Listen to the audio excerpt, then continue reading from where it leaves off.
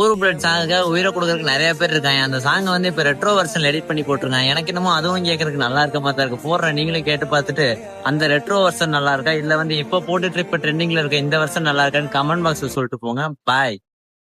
உன்னைத்தான பார்த்துக்க நான் இங்க காத்திருக்கேன் என்று ஏங்கிருக்க பொண்ண பார்க்க வானத்தை தாண்டியும் வந்து காதல காமிப்பேன் நான் என் மூச்சவ பேச்சவ பேசலும் அழகவ எனக்குள்ள கலக்கிற ஆக்சிஜன் அளவவ யாரவ ஊர் சொல்லும் ஸ்டாரவ அவதான் என்னவனாரா